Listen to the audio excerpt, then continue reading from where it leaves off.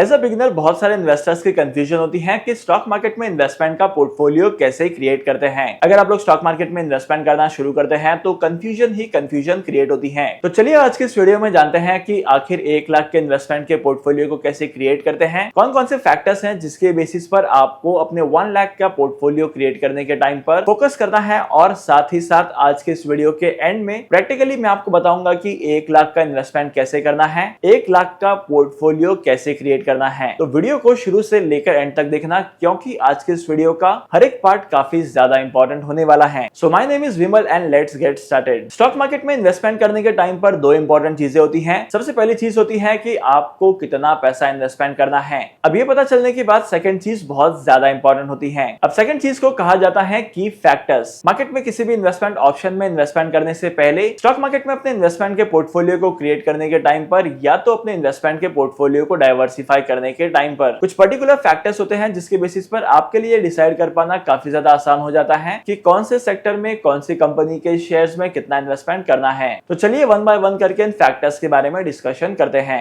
लेकिन आखिर ये फैक्टर्स कौन कौन से हैं? Number 1, investment goals, risk tolerance, time horizon, tax implications, market conditions and diversification. इन सभी फैक्टर्स को वन बाय वन करके समझते हैं। जब भी आप लोग मार्केट में किसी भी इन्वेस्टमेंट ऑप्शन में इन्वेस्टमेंट करते हैं तो आपको आपके इन्वेस्टमेंट का गोल पता होना चाहिए। आपको ये पता होना चाहिए कि आप इन्वेस्टमेंट किस लिए कर रहे हैं, आपके इन्वेस्टमेंट का पर्पस क्या है और कितने टाइम पीरियड के लिए आपको इन्वेस्टमेंट करना है और कितने प्रॉफिट्स या कितनी ग्रोथ आपको उस इन्वेस्टमेंट ऑप्शन में अचीव करनी है। आपका इन्वेस्टमेंट का गोल ही आपको ये डिसाइड करने में हेल्प करता है कि आपको शॉर्ट टर्म के लिए इन्वेस्टमेंट करना है कि लॉन्ग टर्म के लिए इन्वेस्टमेंट करना है। लेट्स से आपकी एज 35 ईयर से ज्यादा की है और आप लोग रिटायरमेंट के लिए प्लानिंग कर रहे हैं, तो आपके लिए एनपीएस की स्कीम में इन्वेस्टमेंट करना बेनिफिशियल होगा या तो किसी ऐसे रिटायरमेंट प्लान में आपको इन्वेस्टमेंट करना चाहिए जहां पर आपको रिटायरमेंट के टाइम पर बेनिफिट्स मिलेंगे। सिमिलरली अगर आपकी एज 25 से 30 इयर्स के बीच में है तो आप लोग लॉन्ग टर्म के लिए इन्वेस्टमेंट कर सकते हैं। अपने इन्वेस्टमेंट के पोर्टफोलियो पर रिस्क ले सकते हैं, तो आप लोग इक्विटीज में भी इन्वेस्टमेंट कर सकते हैं। सेकंड चीज है रिस्क टॉलरेंस। अब जैसे कि मैंने लास्ट वाले एग्जांपल में आपको बताया है कि एक इन्वेस्टर को लॉन्ग टर्म के लिए इन्वेस्टमेंट करना है, रिटायरमेंट के लिए इन्वेस्टमेंट करना है, लेकिन एक ऐसा इन्वेस्टर है जो अपने इन्वेस्टमेंट के पोर्टफोलियो पर प्रॉफिट कमाना चाहता है। मतलब कि ये चीज डिसाइड करती है कि आप अपने इन्वेस्टमेंट के कैपिटल पर कितना रिस्क ले सकते हैं। और आप लोगों ने ये तो सुना ही होगा कि higher the risk higher the return, मतलब जितना ज्यादा रिस्क आप बियर कर सकते हैं उतने ही ज्यादा रिटर्न्स जनरेट हो सकते हैं। लेकिन इसका मतलब ये भी नहीं है कि आपका रिस्क अगर ज्यादा होगा तो आपको प्रॉफिट भी ज्यादा ही मिलेगा। रिस्क के ज्यादा होने का मतलब ये है कि आपके इन्वेस्टमेंट के पोर्टफोलियो पर वोलेटिलिटी ज्यादा होगी। अब वोलेटिलिटी ज्यादा होने की वजह से आप लोगों को शॉर्ट टर्म में काफी ज्यादा करेक्शंस या over the period of time आपको फ्लक्चुएशंस दिखाई दे सकते हैं। इसके बाद आता है टाइम होराइजन। आपके पास कितना पैसा है, आपको कहां पर इन्वेस्टमेंट करना है, कितना रिस्क आप ले सकते हैं। इसके बाद ये चीज आती है कि आपको कितने टाइम पीरियड के लिए इन्वेस्टमेंट करना है।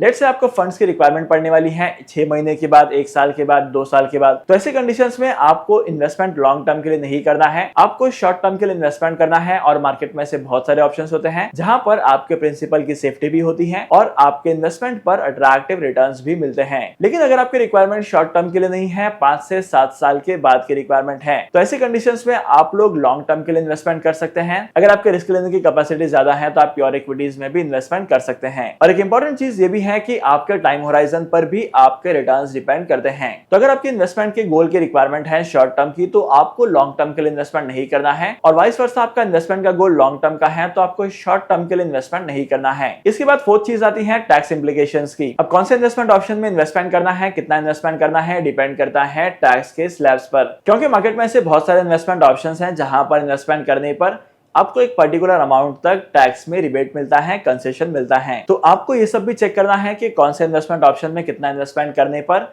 टैक्स की सेविंग भी होगी। क्योंकि बहुत सारे मार्केट में ऐसे इन्वेस्टर्स हैं जिनका मेन पर्पस होता है टैक्स की सेविंग करना। टैक्स सेव करने के लिए आप लोग टैक्स सेविंग म्यूचुअल फंड की स्कीम में इन्वेस्टमेंट कर सकते हैं। आप लोग लॉन्ग टर्म की टैक्स सेवर एफडी कर सकते हैं। इसके अलावा आप लोग एनपीएस और पीपीएफ के अकाउंट में भी इन्वेस्टमेंट कर सकते हैं। फैक्टर नंबर 5 आता है मार्केट कंडीशन। आपके इन्वेस्टमेंट के पोर्टफोलियो पर आपको कितने रिटर्न्स मिलेंगे ये डिपेंड करता है मार्केट की कंडीशन पर। लेट्स से अगर स्टॉक मार्केट डाउन परफॉर्म कर रहा है और आपने ऐसे टाइम पीरियड में इन्वेस्टमेंट किया है तो over the period of time आपको लॉन्ग टर्म में अट्रैक्टिव रिटर्न्स कमाने को मिल सकते हैं। लेकिन इसके अपोजिट में अगर मार्केट पॉजिटिव ग्रो कर रहा है, मार्केट में काफी हद तक बुल रन दिखाई दे रहा है और मार्केट ने पीक टच कर दिया है और ऐसे कंडीशंस में आप इन्वेस्टमेंट करते हैं तो करेक्शंस के चांसेस होते हैं और आपके इन्वेस्टमेंट के पोर्टफोलियो पर नेगेटिव रिटर्न्स भी दिखाई दे सकते हैं। तो जब भी आप लोग स्टॉक मार्केट में इन्वेस्टमेंट करेंगे या अपने इन्वेस्टमेंट के पोर्टफोलियो को क्रिएट करेंगे तो आपको मार्केट की कंडीशन को थरली ऑब्जर्व करना है और आपके पोर्टफोलियो के अकॉर्डिंग आपको इन्वेस्टमेंट करना है। और last but not the list, आपको आपके इन्वेस्टमेंट के पोर्टफोलियो को डाइवर्सिफाई करना है। अब वॉरेन बफेट हमेशा कहते हैं कि never keep all your eggs in one basket, मतलब कि आपका पूरा का पूरा पैसा एक पर्टिकुलर सेक्टर में या किसी एक पर्टिकुलर कंपनी के शेयर में नहीं लगाना चाहिए। जितना बेहतर आपका इन्वेस्टमेंट का पोर्टफोलियो डाइवर्सिफाइड होगा उतने ही अट्रैक्टिव रिटर्न्स आपके इन्वेस्टमेंट के पोर्टफोलियो पर मिलेंगे। आप लोग अलग अलग सेक्टर्स में इन्वेस्टमेंट कर सकते हैं और पर्टिकुलर सेक्टर की अलग अलग कंपनी में इन्वेस्टमेंट कर सकते हैं जिसकी वैल्यूएशन काफी अट्रैक्टिव होती है। और किसी भी कंपनी की वैल्यूएशन को कैसे जज करते हैं, कैसे पता करते हैं कि वैल्यूएशन करेक्ट है कि नहीं, इसके ऊपर मैं एक बहुत ही जल्दी वीडियो लेकर आऊंगा, तो कमेंट कर देना वीडियो। आई होप कि अभी तक की वीडियो में आपको 6 के 6 पैरामीटर समझ में आ चुके होंगे। तो चलिए अब हम जानते हैं कि आपको आपके 1 लाख का इन्वेस्टमेंट पोर्टफोलियो कैसे क्रिएट करना है। देखो, मार्केट में अलग अलग इन्वेस्टमेंट ऑप्शंस हैं, जैसे कि इक्विटी शेयर्स है, म्यूचुअल फंड्स हैं, टी बिल्स हैं, गवर्नमेंट बॉन्ड्स हैं और सोवरेन गोल्ड बॉन्ड है। और अगर आप लोग स्पेसिफिकली स्टॉक मार्केट और म्यूचुअल फंड को भी देखेंगे तो यहाँ पर मल्टीपल ऑप्शंस होते हैं। 1 लाख रुपए का इस्तेमाल करके आप लोग अपने इन्वेस्टमेंट के पोर्टफोलियो को डाइवर्सिफाई कर सकते हैं। मतलब कि आप लोगों को अपने इन्वेस्टमेंट के पोर्टफोलियो को डाइवर्सिफाई करने के लिए प्योर इक्विटीज में इन्वेस्टमेंट करना है, सोवरेन गोल्ड बॉन्ड के थ्रू गोल्ड में इन्वेस्टमेंट करने का एक्सपोजर लेना है, क्योंकि गोल्ड में इन्वेस्टमेंट करने का अपना ही बेनिफिट होता है। सबसे पहला बेनिफिट तो ये होता है कि लॉन्ग टर्म में गोल्ड में इन्वेस्टमेंट करने से इन्वेस्टमेंट की वैल्यू इंक्रीज होती है। सेकंड चीज, जब स्टॉक मार्केट नेगेटिव परफॉर्म करता है तो गोल्ड पॉजिटिव परफॉर्म करता है और रिटर्न्स और भी ज्यादा इंक्रीज होते हैं। आपको म्यूचुअल फंड में एसआईपी के थ्रू भी इन्वेस्टमेंट स्टार्ट करनी है, 1 या 2 म्यूचुअल फंड में। और last but not the list, अगर आप लोग शॉर्ट टर्म के लिए इन्वेस्टमेंट करना चाहते हैं तो शॉर्ट टर्म के लिए आपको बैंक की रिकरिंग डिपॉजिट्स का इस्तेमाल करना है या तो शॉर्ट टर्म एफडीज का इस्तेमाल करना है। अब देखो, म्यूचुअल फंड एसआईपी और आरडी में क्या डिफरेंस होता है पता है आपको? Mutual fund SIP usually long term के लिए की जाती है, जहां पर अगर आप लोगों को शॉर्ट टर्म में फंड की रिक्वायरमेंट पड़ती है और आपके पास इन्वेस्टमेंट करने के लिए ज्यादा पैसा नहीं है, थोड़ा थोड़ा करके पैसा इकट्ठा करते हैं।